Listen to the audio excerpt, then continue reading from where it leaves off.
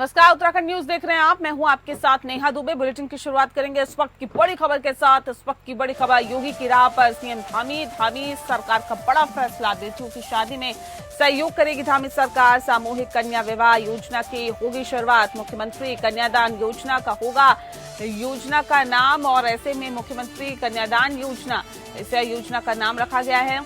धामी सरकार प्रदेश में गरीब परिवारों की बेटियों की शादी में सहयोग करेगी। इसके लिए राज्य सरकार सामूहिक कन्यादान और सामूहिक विवाह योजना का प्रस्ताव तैयार कर रही है।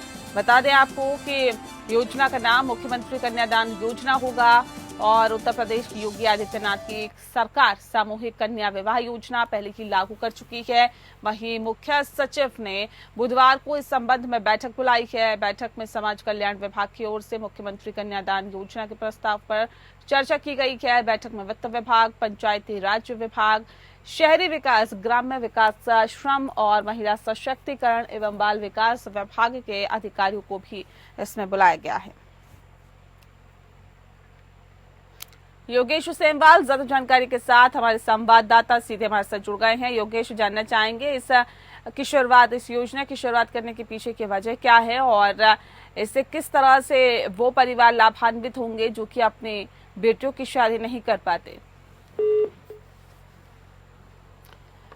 तो बता दें आपको कि योगी सरकार की राह पर ही अब धामी सरकार चलते हुए दिखाई दे रही है। लिहाजा यही वजह है कि अब जो एक योजना की शुरुआत की गई है, इसमें सामूहिक जो विवाह होता है उस योजना को आगे बढ़ाया जाएगा, और सामूहिक कन्या विवाह योजना पहले ही लागू कर चुकी है। बता दें आपको कि जो योगी आदित्यनाथ की सरकार है वो पहले ही इसे लागू कर चुकी है, और अब धामी सरकार ने ये बड़ा और अहम कदम उठाया है जिससे वहां के लोगों को फायदा मिल सके, उन परिवारों को फायदा मिल सके जो कि चाहते हैं अपनी कन्याओं का विवाह करना और बेहतर तरीके से वो नहीं कर पाते। लेकिन अब सामूहिक कन्या विवाह के जरिए योगी सरकार तो पहले ही ये योजना चला चुकी है, अब धामी सरकार ने भी ये योजना चलाई है। ज्यादा जानकारी योगेश सेमवाल हमारे संवाददाता दे रहे हैं। योगेश, जानना चाहेंगे आपसे कि इस योजना का किस तरह से फायदा उन लोगों को मिलेगा जो कि अपनी कन्याओं का विवाह करना चाहते हैं, उन परिवारों को मिलेगा, और किस उद्देश्य के लिए इस योजना का शुभारंभ किया गया? नहीं, फिलहाल शुभारंभ तो इस योजना का नहीं किया गया है क्योंकि प्रदेश में भी आचार संहिता लगी गई है, तो इस वजह से ये शुभारंभ तो नहीं कर सकते हैं। लेकिन सबसे बड़ी बात यह है कि जब हम उत्तराखंड की बात करते हैं तो ये योजना काफी अच्छी योजना रहेगी उन परिवारों को लिए जो परिवार आर्थिक रूप से कमजोर हैं, और अपनी जब बेटियों की शादी की बात आती है तो वो उस तरह से अपनी बेटियों की शादी नहीं कर सकते हैं जिस तरह से की जानी चाहिए।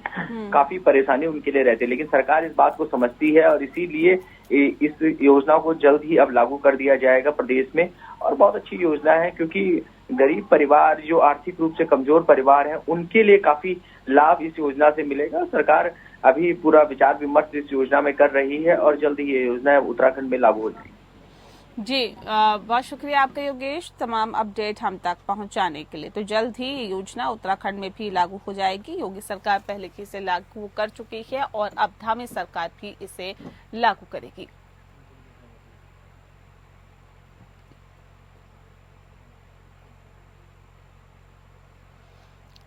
देश भर में 1 जुलाई 2024 से लागू होने वाले 3 नए आपराधिक कानूनों के लिए उत्तराखंड की तैयारी पूरी हो चुकी है। उत्तराखंड की मुख्य सचिव राधा रतूड़ी ने आज गृह सचिव व भारत सरकार की अध्यक्षता में सभी राज्यों के साथ हुई वीडियो कॉन्फ्रेंसिंग में ये जानकारी दी है। राधा रतूड़ी ने कहा है कि 1 जुलाई 2024 से लागू होने वाले 3 नए आपराधिक कानूनों, भारतीय नागरिक सुरक्षा संहिता 2023, भारतीय नागरिक संहिता 2023, भारतीय सुरक्षा अधिनियम 2023 हेतु उत्तराखंड राज्य ने पूरी तैयारी कर ली है। वहीं उत्तराखंड की मुख्य सचिव राधा रतूड़ी ने बताया है कि नए आपराधिक कानूनों के पास होने के बाद हमारी तरफ से सेंट्रल डिटेक्टिव ट्रेनिंग इंस्टीट्यूट और bureau of police research and development से समन्वय स्थापित कर पीटीसी, एटीसी और अन्य प्रशिक्षण केंद्रों से 50 अधिकारियों को गाजियाबाद और जयपुर से मास्टर ट्रेनर का कोर्स कराया गया है। साथ ही उत्तराखंड पुलिस हस्त पुस्तिका तैयार की गई है जिसके आधार पर सारे कोर्स का संचालन किया जा रहा है। इसमें वृहद कानूनों को सरल तरीके से पढ़ने की विधि तैयार की गई है। जिसकी एक प्रति समस्त पुलिस अधिकारियों कर्मचारियों को वितरित भी की जा रही है।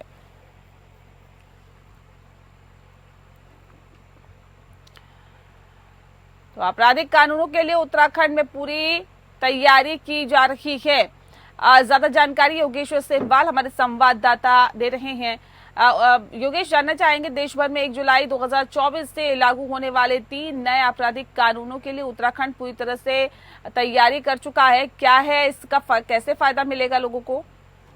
नहीं, बिल्कुल 1 जुलाई से जो नए कानून है, 3 नए आपराधिक कानून है, उनको देश भर में लागू किया जाएगा। उत्तराखंड की बात करें तो उत्तराखंड भी पूरी तरह से इसके लिए तैयार नजर आ रहा है, क्योंकि जब भारतीय सुरक्षा अधिनियम 2023 के तहत ही पूरी तैयारी कर ली गई थी इस कानून को, और अब कानून को सिर्फ इम्प्लीमेंट करना है।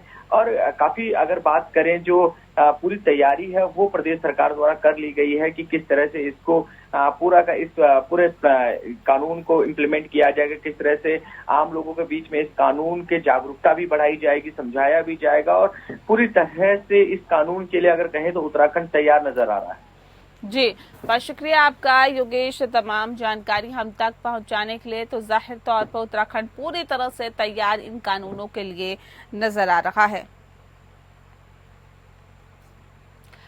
वहीं उत्तराखंड के सरकारी विद्यालयों में प्रारंभिक कक्षाओं के बच्चे राज्य आंदोलन के इतिहास के साथ ही करगिल के अमर शहीदों के बलिदानों को पढ़ेंगे। सीएम की घोषणा के बाद राज्य शैक्षणिक अनुसंधान और प्रशिक्षण परिषद ने हमारी विरासत और विभूतियां पुस्तक तैयार की है, जिसे कक्षा 6 से 8 तक सामाजिक विज्ञान विषय की सहायक पुस्तिका के रूप में पाठ्यक्रम में शामिल किया जाएगा। शिक्षा महानिदेशक बंशीधर तिवारी की अध्यक्षता में हुई विभाग की बैठक में इसका प्रस्तुतिकरण किया गया है। राज्य शिक्षक अनुसंधान और प्रशिक्षण परिषद की निदेशक वंदना गब्रियाल ने बताया है कि बाल संहिता साहित्य के रूप में इस पुस्तक को तैयार किया गया है। इसके माध्यम से छात्र छात्राओं को राज्य में स्थित झील, झरने, वेशभूषा, खान पान और अपनी संस्कृति की जानकारी मिलेगी।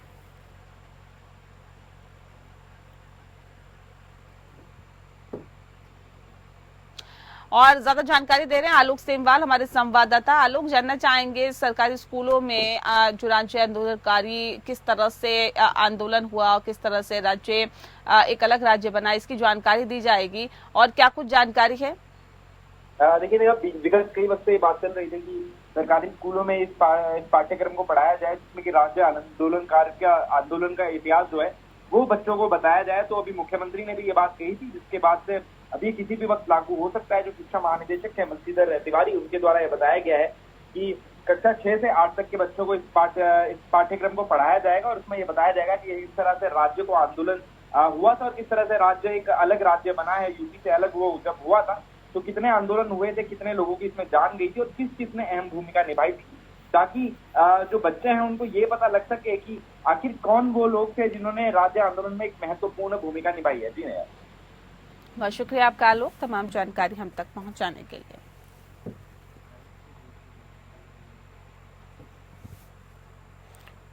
और चलिए इस बीच एक बड़ी खबर का रुख कर रहे हैं। इस वक्त की बड़ी और अहम खबर, यमुनोत्री धाम पर जाना नहीं होगा आसान। दरअसल यमुनोत्री धाम पैदल मार्ग पर धारा 144 लागू कर दी गई है। भीड़ को काबू करने के लिए लिया गया फैसला, घोड़े खच्चर की संख्या भी तय कर दी गई है। जानक चट्टी के से यमुनोत्री धाम तक 5 घंटे में लौटना होगा वापस। उत्तराखंड में चारधाम यात्रा को लेकर बड़ा अपडेट इस वक्त आ रहा है। यमुनोत्री धाम में पैदल मार्ग पर धारा 144 लागू कर दी गई है। उत्तरकाशी जिला प्रशासन ने यमुनोत्री में उमड़ रही भीड़ को काबू करने के लिए यह फैसला लिया है। कलेक्टर के आदेश के मुताबिक जानकी चट्टी से यमुनोत्री तक पैदल मार्ग में घोड़े खच्चर और डंडी कंडी की संख्या तय कर दी गई है। नई व्यवस्था के तहत जानकी चट्टी से यमुनोत्री धाम तक 5 घंटे में दर्शन कर लौटना होगा वापस। आलोक सेमवाल ज्यादा जानकारी के साथ हमारे संवाददाता सीधे हमारे साथ जुड़ गए हैं। आलोक, जानना चाहेंगे आपसे कि यमुनोत्री धाम में पैदल मार्ग पर धारा 144 लागू कर दी गई है, क्या कुछ जानकारी है? देखिए आप साफ तौर पर अगर हम बात करते हैं तो चारधाम यात्रा का जो पहला पड़ाव होता है वो यमुनोत्री धाम होता है, और इस बार जो यात्रा है वो कुछ देरी से भी शुरू हुई है। जिसके चलते ऐसा देखने को मिल रहा है कि यमुनोत्री धाम में भक्तों की भारी संख्या में भीड़ जो है उमड़ कर सामने आ रही है। इसी को देखते हुए फिलहाल यमुनोत्री की जो सीटिंग कैपेसिटी है, जो कैपेसिटी यमुनोत्री की है वो 5 से 6 हजार यात्रियों की, हालांकि इससे ज्यादा ही यात्री यमुनोत्री पहुंच रहे हैं, जिसके लिए धारा 144 वहां पर लागू कर दी गई है। और साफ तौर पर प्रशासन का ये निर्देश है कि कोई भी ज्यादा भीड़ भड़ाका ना हो और सबके दर्शन जो है सहूलियत से हो, जिसके लिए धारा 144 लागू की गई है। अब लिमिटेड यात्रियों को जो है यमुनोत्री जाने की अनुमति दी जा रही है और ऐसा तब तक चलता रहेगा जब तक कि भीड़ जो है वो कंट्रोल में ना आ जाए और कहीं ना कहीं चारधाम यात्रा में जो ज्यादा संख्या में भक्त पहुंच रहे हैं उनको भी किसी प्रकार की परेशानी ना हो। जी नेहा, बहुत शुक्रिया आपका आलोक, तमाम जानकारी हम तक पहुंचाने के लिए।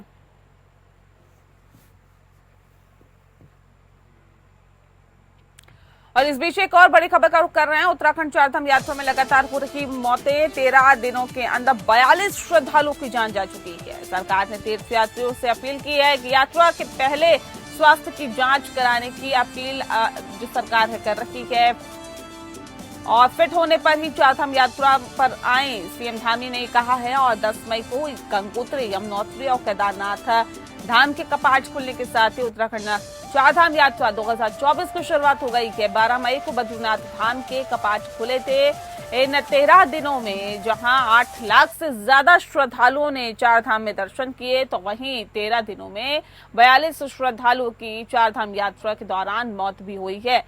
उत्तराखंड राज्य आपातकालीन परिचालन केंद्र से मिली जानकारी के अनुसार चारों धामों में 22 मई शाम 5:30 बजे तक 42 श्रद्धालुओं की मौत हो चुकी है। बुधवार 22 मई को भी 3 श्रद्धालुओं की मौत हुई है। सबसे ज्यादा 19 मौतें केदारनाथ धाम में हुई है। बता दें कि केदारनाथ धाम के बाद यमुनोत्री धाम में 12 श्रद्धालु और बद्रीनाथ में 9, गंगोत्री धाम में 2 तीर्थयात्रियों की जान चली गई है। चारधाम यात्रा के दौरान जान गंवाने वाले सभी श्रद्धालुओं की उम्र 55 साल से ज्यादा बताई जा रही है। अधिकांश श्रद्धालुओं की मौत हार्ट अटैक के वजह से हुई है। अन्य बीमारियां भी इसकी वजह बताई जा रही है। चारधाम यात्रा में श्रद्धालु की बढ़ती मौत का आंकड़ा सरकार के लिए चिंता का विषय बनता जा रहा है। यही कारण है कि सरकार लगातार हेल्थ स्क्रीनिंग पर जोर दे रही है।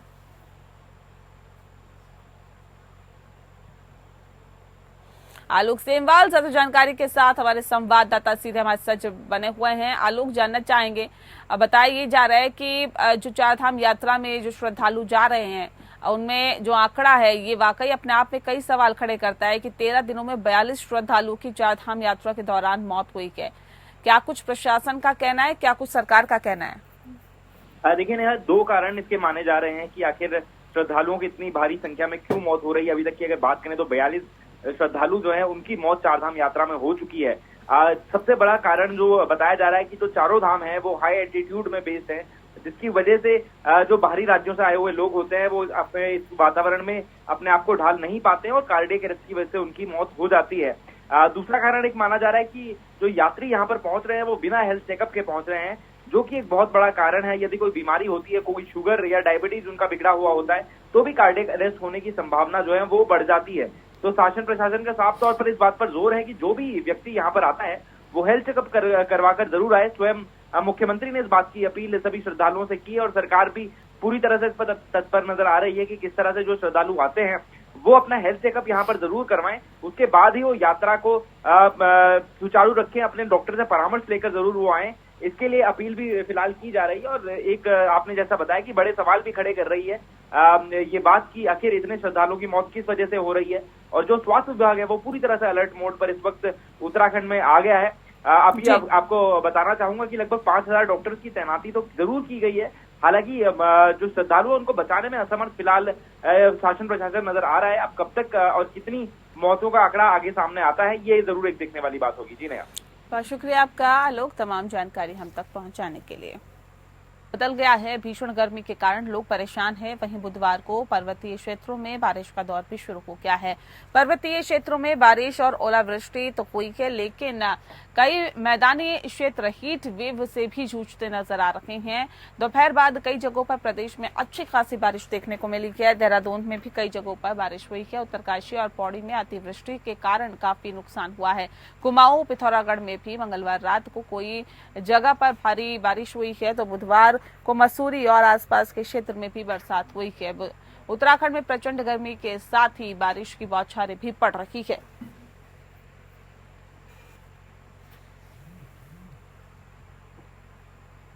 अगली खबर का रुख करते हैं। वेतन वृद्धि और अन्य मांगों को लेकर मंगलौर की छेड़ा इलेक्ट्रॉनिक कंपनी के गेट के सामने सुबह महिला वर्कर्स ने धरना प्रदर्शन किया और महिला वर्कर्स का आरोप है कि वेतन वृद्धि को लेकर कंपनी प्रबंधन लगातार आश्वासन दे रहा था, लेकिन आज तक वेतन में बढ़ोतरी नहीं की गई, जिससे नाराज होकर कंपनी के सभी वर्करों ने कंपनी के मुख्य द्वार के सामने धरना प्रदर्शन कर कार्य बहिष्कार कर दिया। वहीं सूचना मिलते ही कंपनी के प्लांट हेड भी मौके पर पहुंचे और कार्य बहिष्कार कर रहे मजदूरों को समझाकर कार्य पर लौटने की बात कही है, लेकिन मजदूर कार्य बहिष्कार कर अड़े हुए हैं। बता दें आपको कि कंपनी पर मजदूरों का आरोप है कि कंपनी बिना बताए ही मजदूरों को ब्रेक दे देती है और लिखित आश्वासन पाने के बाद भी मजदूर काम पर पहुंचे। वहीं प्लांट हेड सीताराम ने बताया कि वेतन वृद्धि का मामला कोर्ट में लंबित है, लेकिन वर्करों के आरोप निराधार है।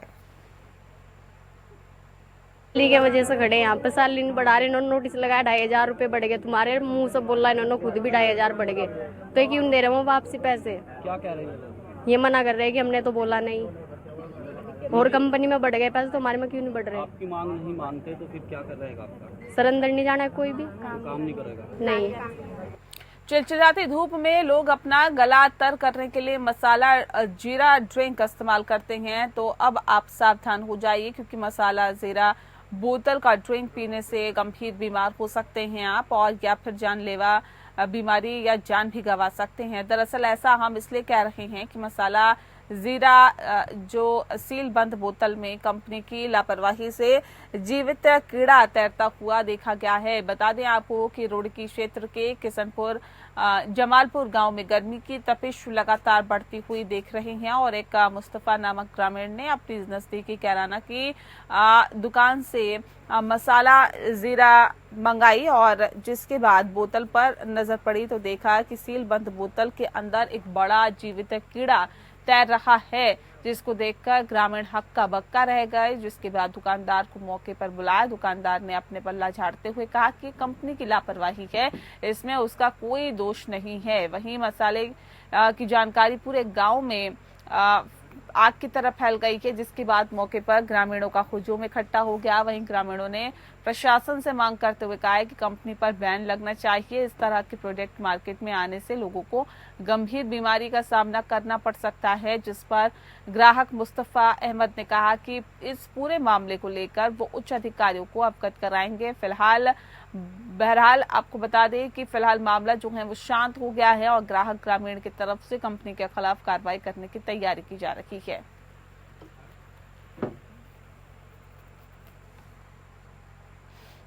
लोक सूचना आयोग की तरफ से अधिशासी अधिकारी नगर पंचायत दिनेशपुर को सूचना के आधार पर अधिनियम के तहत एक दिन लेट सूचना देने के मामले में 25,000 रुपए का दंड लगाया है। इस दौरान नगर पंचायत के अधिशासी अधिकारी सरोज गौतम ने कहा है कि ध्रुव कुमार ने नगर पंचायत से बायलॉज की कॉपी की मांग की थी और ध्रुव कुमार को बायलॉज की कॉपी उपलब्ध करा दी गई थी, लेकिन वो एक दिन लेट हो गई थी, जबकि यही सूचना कुछ दिन पहले ध्रुव कुमार ने मांगी थी और उन्हें बायलॉज कॉपी दे दी गई थी। ध्रुव कुमार प्रतिदिन सूचना अधिकार अधिनियम के अंतर्गत से सूचना मांगता रहा है और हमारे एक कर्मचारी ध्रुव कुमार की सूचना को देते हुए एक अलमारी भर दी है, और परंतु ध्रुव कुमार जो भी सूचना प्राप्त करते हैं आगे की कोई कार्रवाई नहीं करते हैं। वहीं नगर के वार्ड 4 निवासी ध्रुव कुमार वैद्य ने लोक सूचना आयोग में लोक सूचना अधिकारी और सीओ नगर पंचायत पर सूचना के अधिकार अधिनियम के तहत मांगी गई सूचना गलत देने की शिकायत दर्ज की है, जिस पर मामले की सुनवाई करते हुए राज्य सूचना आयुक्त योगेश भट्ट की तरफ से नगर पंचायत सीओ को दोषी मानते हुए 25,000 का दंड लगाने का आदेश दिया है। ये जो ध्रुव कुमार वैद्य है, इसने एक सूचना मांगी थी हमसे सूचना अधिकार अधिनियम 2005 के तहत, जिसमें इन्होंने हमसे बायलॉज की कॉपी मांगी थी, जो कि हमने निर्धारित समयावधि में इन्हें दे भी दी थी। लेकिन इसके बाद भी आयोग में मानना था कि बायलॉज और गजट दोनों अलग अलग चीज़ है, तो उसी में इन्होंने उसी के दौरान दोबारा इन्होंने इस पर वो अपील की है आयोग में, तो उसी सूचना को देने में हमें एक दिन लेट हो गया, जिस वजह से ये 25,000 का जुर्माना लगा है। लेकिन वही सूचना जो हमने 1 महीना पहले दी थी, बाद में आयोग ने उसे मान लिया कि बजट ही बायलॉज होता है, उसी के अकॉर्डिंग हम अपने यहाँ हाउस टैक्स को अधिरोपित करते हैं। वहीं टिहरी जनपद के चारधाम यात्रियों का मुख्य केंद्र घनसाली बाजार में नगर पंचायत की तरफ से बाईपास के समीप आम राहगीरों और चारधाम यात्रियों के लिए 1 वर्ष पूर्व पीने के पानी के लिए 1.5 लाख की लागत से वाटर कूलर की स्थापना की गई, लेकिन पिछले 1 साल से वाटर कूलर सिर्फ शोपीस बना हुआ है। बीजेपी नेता और स्थानीय निवासी कुशाल रावत और दिग्पाल कठैत का कहना है कि नगर पंचायत घनसाली का वाटर कूलर लगते ही खराब हो गया था, जबकि वाटर कूलर पर जाने वाले पानी का पाइप भी कुछ दिन बाद टूट गया था, जिसे लेकर नगर पंचायत की उदासीनता देखी जा सकती है। वहीं 1 वर्ष बीत जाने के बाद भी अभी तक नगर पंचायत इस वाटर कूलर की मरम्मत नहीं करा पाया। वहीं बगल में लगे जल संस्थान के हैंडपंप का भी यही हाल है। हैंडपंप भी वर्षों से बंद पड़ा हुआ है, लेकिन विभाग सिर्फ बजट को ठिकाने लगाने के बाद रखरखाव और मरम्मत की सुध तक नहीं लेता है, जबकि घनसाली बाजार 12 पट्टियों के साथ साथ चारधाम यात्रा का मुख्य केंद्र बिंदु है, लेकिन यात्री तो क्या स्थानीय निवासियों को भी पीने का पानी नसीब नहीं हो पाता। वाटर कूलर है, नगर पंचायत के सौजन्य से लगा है और आप देख सकते हैं इसमें इसे पुशअप कर रहे हैं, इसमें पानी नहीं है, कहीं भी पानी नहीं आ रहा है। जैसे कि आप देख रहे हैं यहाँ पर कितनी यहाँ पर नालियाँ गंदी हो रही है और यहाँ पर जो लाइटों की भी व्यवस्था है, लाइटों की व्यवस्था बहुत ही गंदी है। मैं आपको बता रहा हूँ यहाँ पर जो ये वाटर कूलर का जो ये पाइप है वो इस प्रकार से यहाँ पर ध्वस्त है। वाटर कूलर का जो पाइप है मैं आपको दिखा रहा हूँ, ये इस प्रकार से यहाँ पर टूटा पड़ा है। इसकी सुध लेने वाला आज तक कोई नहीं है। मैं आपको बता रहा हूँ ये कई महीने हो गए, ये एकदम बंद पड़ा है, इसकी सुध लेने वाला यहाँ पर कोई नहीं। एम्स ऋषिकेश में महिला चिकित्सक से छेड़खानी के आरोपी को गिरफ्तार करने के लिए पुलिस की लाख कोशिशें को अब सलाम करेंगे। बता दें आपको कि दरअसल महिला चिकित्सक से छेड़खानी करने वाले को पकड़ने के लिए देहरादून पुलिस वाहन समेत 4थी मंजिल पर चढ़ गई और पुलिस यही नहीं रुकी, फिर गाड़ी समेत इमरजेंसी वार्ड में घुस गई और जिसके बाद मरीजों के बेड और स्ट्रेचर हटाने पड़े। इस दौरान भाग रहे आरोपी को पुलिस ने धर दबोचा।